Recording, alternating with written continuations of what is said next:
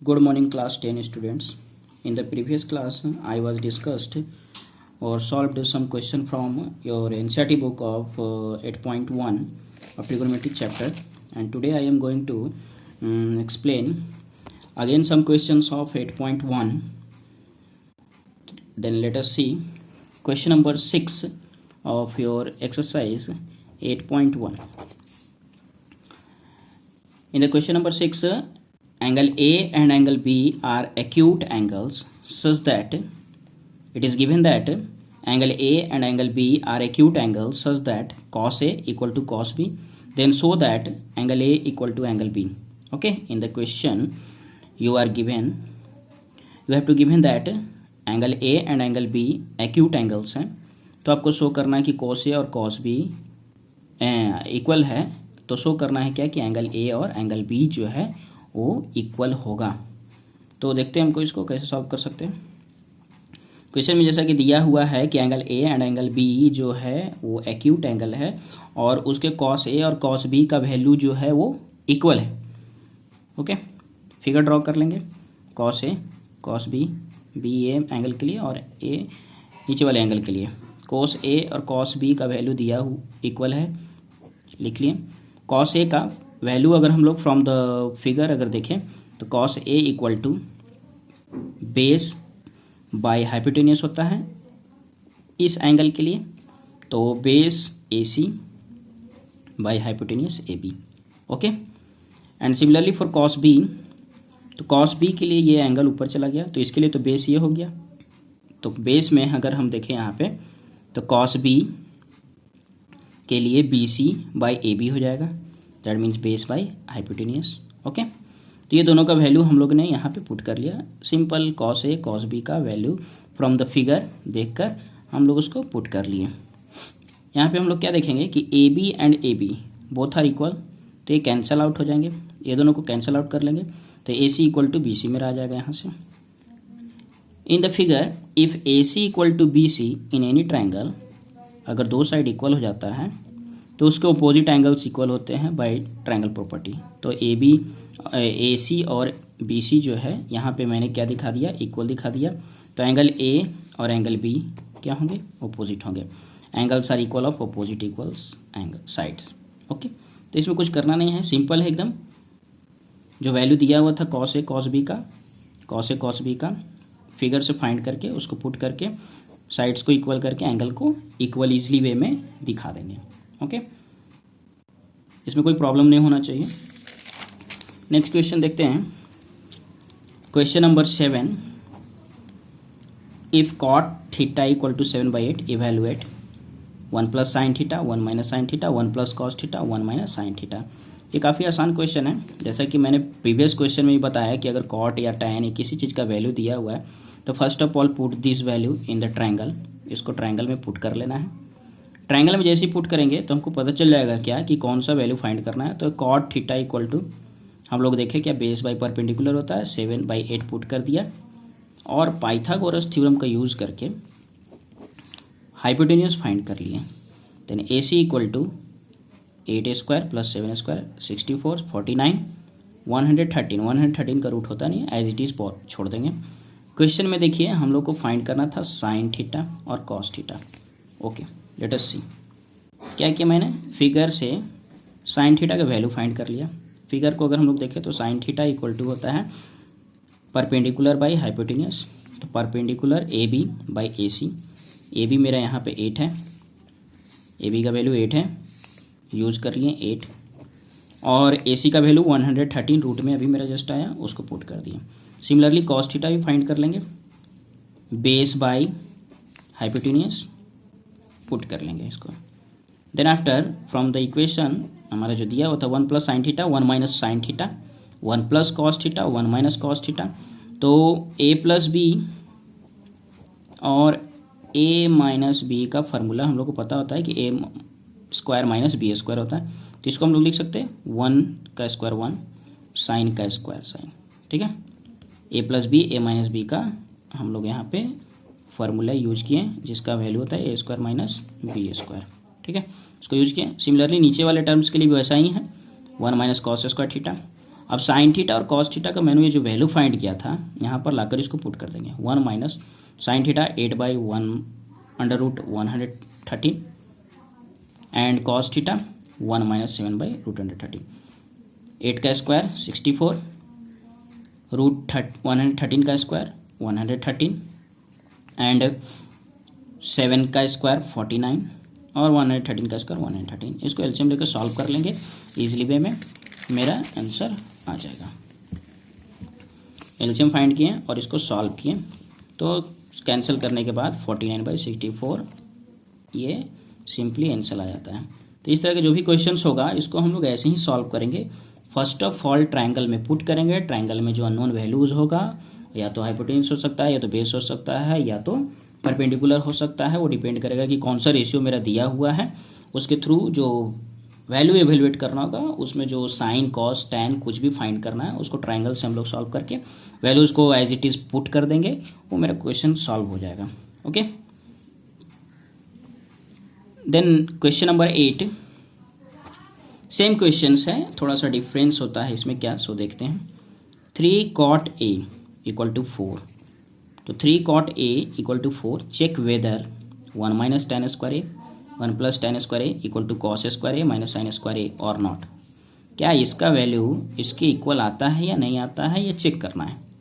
ठीक है, तो इसमें हम लोग कॉट थीटा या कॉट ए का वैल्यू ट्रायंगल में पुट करके LHS और RHS को देखकर सॉल्व कर सकते हैं। ठीक है, okay. First of all cot a equal to 4 दिया हुआ है। यहाँ पे हमने क्या किया कि कॉट ए को 4/3 लिख सकते हैं। इस 3 को इधर शिफ्ट कर लिया, डिवाइड में आ गया। 4/3 यहाँ पुट कर लिया, पाइथागोरस थ्योरम का यूज़ किया, हाइपोटेन्यूज फाइंड किया, तो 25 का √5 आ गया। दैट मीन्स कि हाइपोटेन्यूज जो है यहाँ पे मेरा 5 आ गया। अब सेम वे में हमको क्या करना है, जो इक्वेशन दिया हुआ था इसको LHS और इसको RHS बनाना है। और फ्रॉम द फिगर, मतलब इस फिगर को देखते हुए tan A फाइंड कर लेना है जो रिक्वायर्ड है मेरा क्वेश्चन में। tan A का रिक्वायरमेंट है, कॉस और साइन दोनों का रिक्वायरमेंट है। तो LHS के लिए tan A फाइंड कर लिए और फिर जो आएगा वैल्यू उसको स्क्वायर कर लेंगे। सिमिलरली फिगर से cos A फाइंड कर लिए, उसका फिर स्क्वायर कर लेंगे, sin A फाइंड करेंगे, फिर उसका स्क्वायर कर लेंगे। वैल्यूज़ को पुट करेंगे LHS में, देन आफ्टर RHS में सॉल्व करेंगे। अगर LHS RHS इक्वल आ जाता है तो ये ट्रू है, अदरवाइज रॉन्ग होगा। ये आपको खुद से चेक करना है। ऐसे क्वेश्चंस को सॉल्व कर चुके हैं तो इजली वे में हम लोग इसको सॉल्व कर सकते हैं। ओके, इसमें प्रॉब्लम नहीं होगा। आप इसे सॉल्व करके इजली वे में देख लेना क्या होता है, इसमें सॉल्यूशन क्या आएगा। Okay, let us discuss another question. Question number 10 थोड़ा डिफरेंट है, देखते क्या है इसमें। In a triangle PQR right angle at Q, एक ट्राइंगल PQR है जिसमें राइट एंगल ट्राइंगल Q के पास है और गिवन है कि PR प्लस QR दो साइड का सम 25 है, जिसमें PQ इक्वल टू 5 सेंटीमीटर है। डिटरमाइन करना है वैल्यू साइन P का एंगल, कॉस P का एंगल और tan P का एंगल फाइंड करना है। ओके, क्वेश्चन समझ में आ रहा है। इन ट्राइंगल PQR में राइट एंगल ट्राइंगल Q, मतलब कि हमको जो ट्राइंगल बनाना है वहाँ पर राइट एंगल ट्राइंगल Q के पास होगा और PR इसका और QR इसका सम 25 है और PQ का वैल्यू 5 सेंटीमीटर है। ये 5 सेंटीमीटर दिया हुआ है, ये दोनों का सम दिया हुआ है। दैट मीन्स कि ये दोनों का वैल्यू नहीं पता हमको। ये डिटरमाइन करना है साइन P, ये एंगल को फाइंड करना है। ओके, गिवन है क्या, PR प्लस QR इक्वल 25। मान लेते हैं कि मेरा PR x है, इसको लेट कर लिए कि ये यहाँ से यहाँ तक का वैल्यू x है, तो PR को x कर लिए। तो PR को x करोगे तो PR की जगह पे x पुट किए, तो QR इस इक्वेशन से फाइंड कर लेंगे तो 25 माइनस x आएगा। अब पाइथागोरस थ्योरम का यूज करते हैं इस ट्रायंगल में। Then PR square equal to PQ square plus QR square, ये हो गया x स्क्वायर, क्योंकि PR को मैंने x माना था। PQ का वैल्यू 5 है और QR का वैल्यू जस्ट अभी फाइंड किए, 25 माइनस x उसका होल स्क्वायर किए। इसको सॉल्व करेंगे, ब्रेक करेंगे, a प्लस बी का a माइनस बी का whole square, x square cancel, ये दोनों को ऐड करने से 650, ये माइनस है, इस साइड आएगा प्लस 50x। सॉल्व करोगे तो x का वैल्यू कितना आ जाएगा 13। इफ़ यू फाइंड x, आप अगर x फाइंड कर लेते हैं तो देन QR के वैल्यू वाले में पुट करके 25 माइनस 13 12 आ जाएगा QR का वैल्यू। जब मेरा क्यू आर आ जाएगा, ये वैल्यू आ जाएगा, तो हम लोग इजली वे में बाकी सारा वैल्यू निकाल सकते हैं। ठीक है, क्यों? क्योंकि क्यू आर का वैल्यू मेरा आ गया 12 सेंटीमीटर और पी आर का वैल्यू जस्ट मैंने फाइंड किया अभी, जो एक्स आया था 13 सेंटीमीटर, उसको यहाँ पुट कर देंगे। तो एक 12 मिल गया, एक 13 मिल गया, एक 5 मिल गया। अब इजली वे में जो क्वेश्चन में दिया हुआ था साइन पी, तो साइन पी क्या हो गया? साइन पी एंगल के लिए perpendicular by hypotenuse 12/13, cos P के लिए बेस बाय हाइपोटेनियस 5/13 और tan पी के लिए Q R by P Q 12/5। Just इसको सॉल्व करके छोड़ देना है। तो क्वेश्चन में अगर हम लोग बेसिकली ध्यान दें तो देखना क्या है कि सारा का सारा क्वेश्चन जो है वो फिगर पे ही मेरा रहेगा। अगर आपने फिगर को इजली वे में सॉल्व किया, तीनों साइड्स को फाइंड कर लिया, तो रेशियोज ऑफ ट्रायंगल्स जो हम लोग फाइंड करते हैं उसको इजली वे में सॉल्व कर सकते हैं। There is nothing in trigonometry, आपको इस चीज़ को सिर्फ ध्यान में देखना पड़ेगा, पाइथागोरस थ्योरम का यूज़ करना पड़ेगा और इस ट्रायंगल को देखना पड़ेगा और ट्रिग्नोमेट्रिक रेशियोज के वैल्यूज़ को याद रखना पड़ेगा। जैसा कि मैंने पहले बताया था कि साइन थीटा या साइन एंगल हो तो हम लोग value p r by r q by p r, cos हो तो बेस बाई हाइपोटेनियस, साइन हो तो परपेंडिकुलर बाई हाइपोटेनियस, कॉस हो तो बेस बाई हाइपोटेनियस, ये याद रखना है। बाकी बात अपने आप खुद से डिवाइड करके इसको चेक कर लेना है। तो बहुत ही आसान होता है ट्रिग्नोमेट्री को सॉल्व करना अगर आपके पास ये सब सारे थिंग्स रिमेंबर हैं, याद हैं आपको, तो आप बहुत आसानी से क्वेश्चंस को 2 से 3 4 स्टेप 10 स्टेप्स के अंदर ही सॉल्व कर सकते हो और आपका एरर नहीं होगा क्योंकि इसमें ज़्यादा कैलकुलेशन करना होता नहीं है। तो ईजिली वे में आप इसको सॉल्व कर सकते हैं।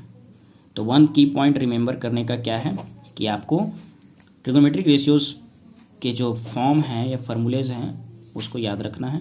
उसका भी मैंने ट्रिक बताया था कि साइन थीटा में सिर्फ परपेंडिकुलर याद रखिए, कॉस थीटा में बेस याद रखिए और दोनों का कॉमन हाइपोटेनियस होता ही है, perpendicular by hypotenuse, base by hypotenuse और कॉट टैन कॉसेक सेक सब सारे एक दूसरे के अपोजिट होते हैं। वो इजीली वे में आप खुद से फाइंड कर सकते हैं फिगर्स को देखकर। ठीक है, नेक्स्ट क्लास में मैं कुछ आगे का टर्म्स को सॉल्व करूँगा और कुछ अलग वैल्यूज़ को स्पेसिफाई करके फाइंड करने का कोशिश करेंगे हम लोग trigonometric ratios of specific angles. Specific angles के लिए जो हमें 10 क्लास में पढ़ना है उसके वैल्यूज़ को फाइंड करने का कोशिश करेंगे कि साइन 30 अगर होता है तो क्या वैल्यू आएगा, 45 होगा तो क्या होगा, 60 होगा तो क्या होगा, 90 क्या होगा। वो सारे ट्रिग्नोमेट्रीज जितने भी मेरे वैल्यूज़ हैं, sine cos tan cot sec cosec, सारे के लिए मैं 30, 45, 60, 90 का वैल्यूज़ फाइंड करने का कोशिश करेंगे और इसको मेमोराइज करेंगे कि कैसे इसको इजली वे में हम लोग बिना याद किए हुए भी बना सकते क्वेश्चन को। ठीक है, क्योंकि इसमें बेसिकली सारे को यही दिक्कत होता है कि बहुत सारे फार्मूलाज हैं, वैसा कुछ नहीं है, सारा खुद से आप डिराइव कर सकते हैं। अगर आप खुद से डिराइव कर लिए हैं तो आपको प्रॉब्लम नहीं होगा और नहीं तो फिर याद कीजिएगा, एग्जाम में फिर वापस भूलिएगा। इसलिए मेमोराइज करना है कि कैसे आया, कहाँ से आया, कैसे इसका यूज़ कर सकते हैं, कैसे इसको खुद ब खुद ट्रिक में बनाकर सॉल्व कर सकते हैं। ओके, तो नेक्स्ट क्लास में हम लोग जो है 10 के स्पेसिफिक एंगल्स को वैल्यूज़ फाइंड करने का कोशिश करेंगे। Okay, thank you.